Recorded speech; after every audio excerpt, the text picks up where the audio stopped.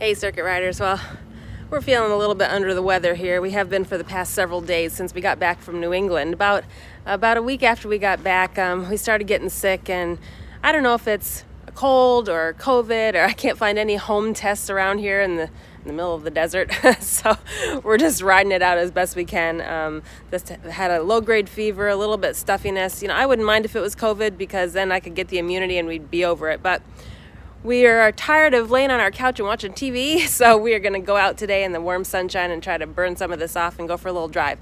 There's a town about a half an hour north of Lake Havasu City called Mojave Valley, and on the way up there is where old Route 66 crosses the Colorado River between Arizona and California, so I thought that'd be fun to see, and we'll just check out this town, maybe go for a little drive.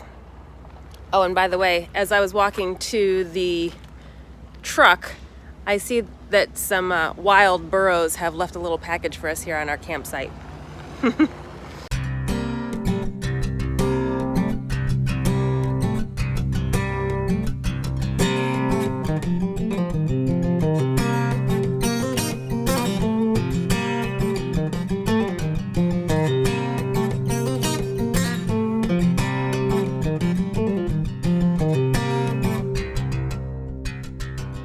Pulled off the highway here to see an old part of Route 66. This is the crossing from Arizona into California over the Colorado River.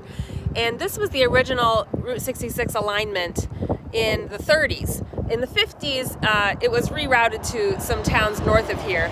But during the Great Depression, when farmers from the Midwest and the Mid-South were escaping the Dust Bowl to go to California to find work, they would often go over this bridge over the Colorado River between Arizona and California. And I think that there is a shot of this bridge in the movie The Grapes of Wrath. So just wanted to pull off and see this historic site. Not much to see, but it's cool to be here anyway.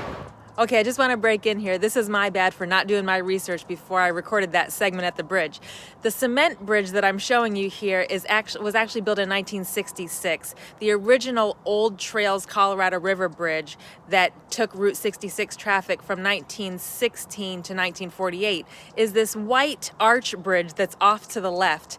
And right now, it only carries gas pipelines across there. It's just a utility bridge, so I didn't think much of it when we were driving down there. But doing my research, that is the original bridge that carried the Route 66 traffic across, and that is the bridge that's featured in the opening scenes of The Grapes of Wrath, which you can see here. So, when Route 66 was realigned in the early 50s, it still crossed the Colorado River here, where we are. It was realigned a little bit north of here. Instead of going through the mountains and a little town called Oatman, which we're going to visit in a minute, they rerouted it to come down the modern Route 40. And I'll show you a map of that a little bit later. But for now, let's get on with our drive.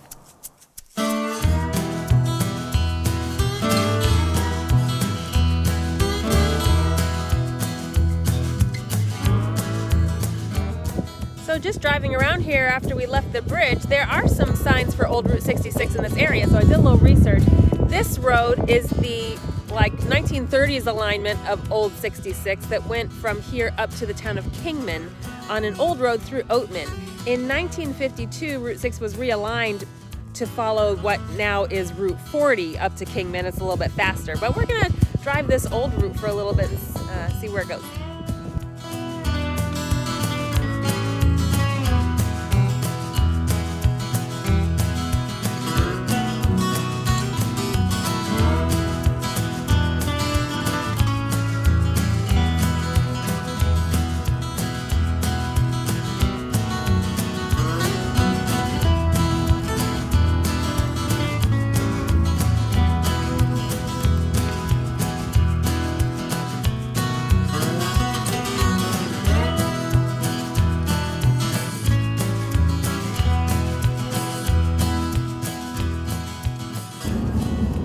We got a bonus round of old Route 66 today. We did not expect that. We love driving on the original alignment of 66 because it's just a little more windy and old and hilly, and the landscape is so beautiful.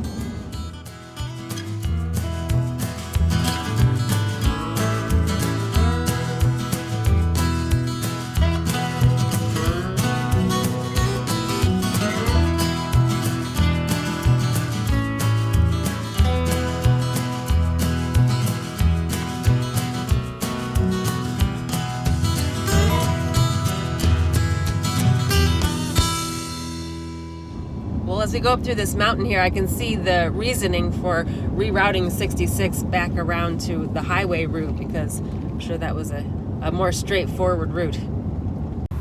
Yeah, I keep imagining bouncing through here in an old jalopy with no internet or really any amenities. It's your little travel book or something. Yeah, Like that. it must have felt very adventurous.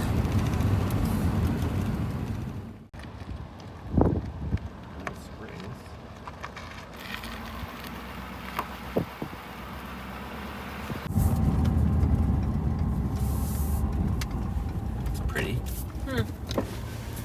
It's got pretty colors. Yeah.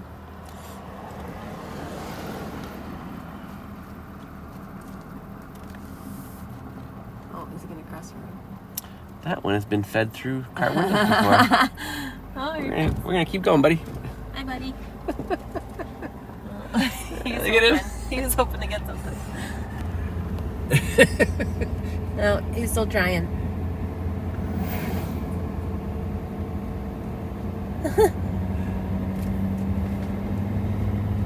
No. Oh, these people are gonna feed him. Don't feed the burros, kids. There's signs everywhere that say don't feed or harass the burros. Actually, Don't feed I them haven't out seen of your any- car window. I haven't seen any signs right around here for them. Actually, that's true.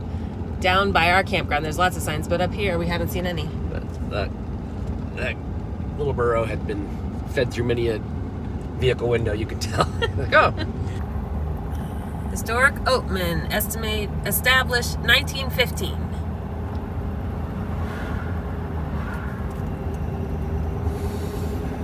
The old Route 66 went through this town. Originally, would have been a stop on the route, probably get some gas and food. Wow, this is way more built up than I expected.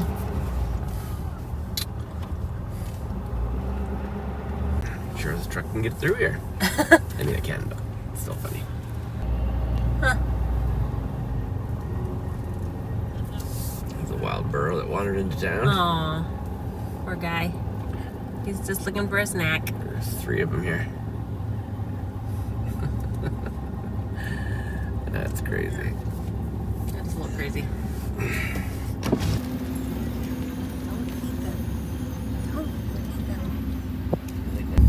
Are someone, like, do these burros belong to someone who brings them down here? Maybe not. No, because they are just wandering in the street. They do not. Shocked you think that.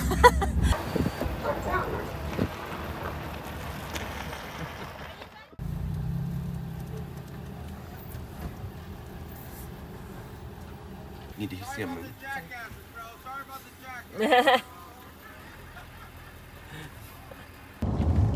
Well, that looked like a really fun little town. I'm not totally convinced that those burros are wild because they looked very well groomed, and they're selling burro food there, so I wonder if someone tends to them and makes sure that they're there for the tourists. But anyway, we've seen plenty of wild burros on our travels as well. We're gonna stop our Route 66 drive in Oatman, which looks like a very cool little town. If you're ever up here and looking for something to do for the afternoon, that looks super fun. And we're gonna head back now to the town of Mojave Valley, which was our original destination for today, and loop back around down to our campground. Hi, bud. Sorry, I don't have anything for you. Good.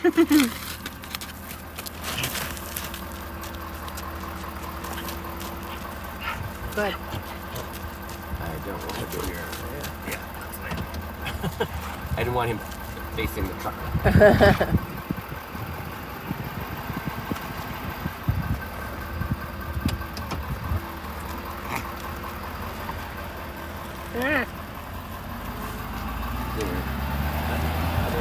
Territorial.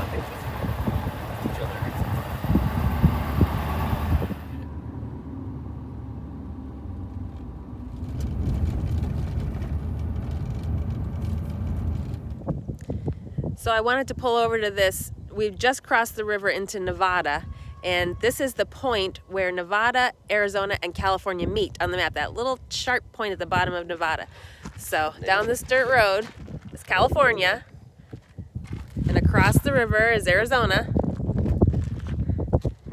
And this is Nevada. And they've marked where all three come together with that stick in the water. Oh, okay. Jason says this stick is the real border.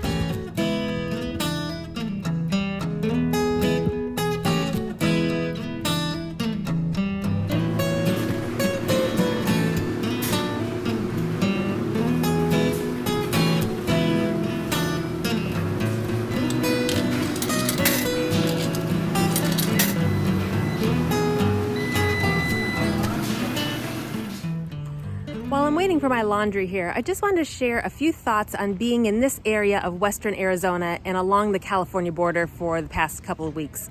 It's been a little bit hard for us to adjust to the barrenness of the land here. In other places in Arizona, there is desert, but the landscape is more varied. In Phoenix and Tucson, we had large cities with lots to do. And in northern Arizona, there was even forest and some snow. But here, it sometimes feels like there's just never-ending dirt wasteland. And the vastness of the wasteland is really amazing. We can drive for hours and see nothing but dirt and rocks and sand. Even here at our campground. When we first arrived, I was really taken by the beauty of the Colorado River that we're on, and there seems to be a lot of recreation going on here. But our campsite is a few rows back from the water, and we can't see it from there. And because all the roads here are made of dirt and gravel, it's just not as hospitable to walk around here as we had hoped. Even the golf courses here are little green squares in the middle of a big dirt lot. We really did like the Lake Havasu City area though. I had originally tried to book an RPI campground there, but there was no availability, so I ended up down here in Earp, California. I think if we had stayed up there closer to the city, we may have had a different opinion of this area. Not to mention that we have been sick for the past week, so we haven't had much energy anyway. In any case, I'm glad we are moving down south to Yuma, Arizona tomorrow. We're excited about being close to the Mexican border and being back at 1,000 Trails Encore Park. There are tons of snowbird RVs in this area though. Quartzsite, Arizona is boondocking mecca for RVers. And there are thousands of people in this area out in the desert, in the fields, and in the hills, and in all the RV parks up and down the river. We may try boondocking for a couple of nights in Quartzsite after we leave Yuma on our way to California. We'll see.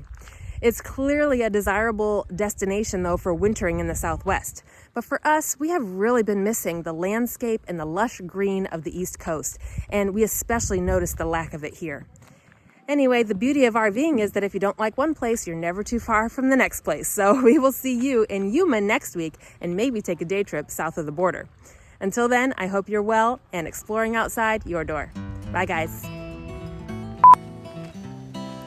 I was just stopped by a lovely couple as I was walking back to my rig, and they said that they watch my channel and they recognized me. It's only the second time that that's happened, but that is really cool. Thanks for stopping by and saying hi, Marlon and Melissa.